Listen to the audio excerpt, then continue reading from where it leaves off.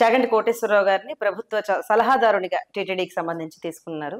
ఆ విషయంలో పీడీఎఫ్కి సంబంధించిన పీడీఎఫ్ సంబంధించిన వామపక్ష భావజాలం గల వాళ్ళు కొంతమంది వ్యతిరేకించారు. దానిలో వెంకటేశ్వరరావు గారు ఎమ్మెల్సీగా ఉన్నారు. వారు సంతకం పెట్టారు. కానీ లక్ష్మణరావు గారు ఇంకా సంతకం కూడా పెట్టలేదు. అసలు ఈ విషయం గురించి కూడా చెప్తారా మాకు? అంటే ఇక్కడ మీరు అడిగిన క్వశ్చన్లో నాకు 2 సమస్యలు వస్తాయి. ఒకటి ఏంటంటే ఈ యొక్క చాగంటి వారి యొక్క విషయంలో వచ్చేసేసి అంతకు ముందు ఉన్నటువంటి ప్రభుత్వం కూడా ఆయనకి ఆఫర్స్ చేశారు.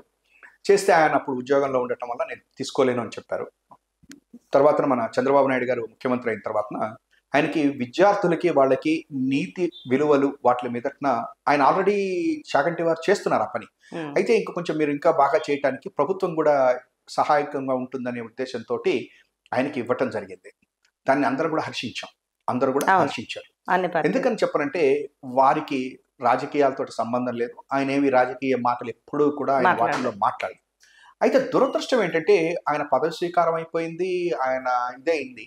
ఇంకా ఆయన వెళతారేమో విద్యార్థుల దగ్గరకో, లేకపోతే ఒక ప్రోగ్రామ్ ఒక ప్రాజెక్ట్ ఉంటుంది కదా, కరెక్ట్గా నిన్న ఒక 8వ తారీఖు 9వ తారీఖు అనుకుంటాను, కొంతమంది ఈ యొక్క లెఫ్ట్ భావజాలం ఉన్నటువంటి పెద్దలందరూ కూడాను అదే ఇవ్వటం తప్పు, ఫ్యూడల్ దాన్ని ప్రచారం చేస్తున్నటువంటిది అన్నట్టుగా మాట్లాడారు. అయితే దాంట్లో మీరు అన్నట్టుగా సంతకం పెట్టినటువంటి వాళ్ళు చాలా మంది ఉన్నారు. అభ్యుదయ కవులు ఉన్నారు, అందులో కొంతమంది అవార్డులు తీసుకున్నటువంటి వాళ్ళు ఉన్నారు. తర్వాత ఏమన్నా ముఖ్యంగా మీరు అన్నట్టుగా ప్రోగ్రెసివ్ డెమోక్రటిక్ ఫ్రంట్ అని చెప్పారని ఎవరైతే ఇండిపెండెంట్ గెలిచారో వాళ్ళందరూ కలిపి ఈ ప్రోగ్రెసివ్ డెమోక్రటిక్ ఫ్రంట్లో చేరారు. వాళ్ళందరూ కూడా ఆటోమేటికల్లీ కొంతవరకు కూడా వాళ్ళకి ఈ యొక్క లెఫ్ట్ ఓరియంటెడ్ భావజాలం ఉన్నటువంటి వాళ్ళు. అయితే ఆశ్చర్యం ఏంటంటే మిగతా కవులు వాళ్ళు చేస్తే మీరు అన్నట్టుగా క్వశ్చన్ వాళ్ళు ఎవరు అడిగేవాళ్ళు కాదు. ఇప్పుడు మీరు ఆ క్వశ్చన్ అడిగేవాళ్ళు కాదు, ఎందుకంటే అవార్డు తీసుకున్నటువంటి వాళ్ళు, లేకపోతే రచయితల సంఘం వాళ్ళు, లేకపోతే ఇంకో పేపర్ ఎవరు అడిగారు అనుకోండి, మనం అందులో మాట్లాడక. కానీ ఎమ్మెల్సీస్, మాజీ ఎమ్మెల్సీస్, ఇప్పుడున్నటువంటి ఎమ్మెల్సీస్లో కొంతమంది రాయటం తోటి నిజంగా కూడా ఆశ్చర్యం వేసింది. ఎందుకంటే ఒక శాసన మండలి సభ్యుడు అంటేనే అర్థం ఏంటంటే రాజ్యాంగానికి బద్ధుడై మాట్లాడాలి. ఆ రాజ్యాంగానికి బద్ధుడు అవటం అంటే ఏంటి? ఎటువంటి కుల మతాలు గురించి మాట్లాడకుండా అందరికీ మంచి జరగాలి అని కోరుకోవాలే తప్ప దీన్ని ప్రభుత్వం ఒక పని చేస్తే వాళ్ళకి ఇవ్వద్దు వీళ్ళకి ఇవ్వద్దు అనేది ఒక రకంగా చెప్పాలంటే హేతువాదులకి, నాస్తికులకి, ఆస్తికులకి దీని మీద మాట్లాడటం అనేది కొంచెం హాస్యాస్పదమైన విషయం. ఇంకొక విషయం కూడా ఏంటంటే దీంట్లో మీరు అన్నట్టుగా వెంకటేశ్వరరావు గారు వచ్చేసేసి ఆయన ఇప్పుడు ఇంకా ఎమ్మెల్సీగా ఉన్నారు. అట్లాగే మా గుంటూరులోనే లెక్చరర్గా హిందూ కాలేజ్ ఉన్నారు. పెద్ద ఆయన, is a very respectable person Lakshmanarao గారు.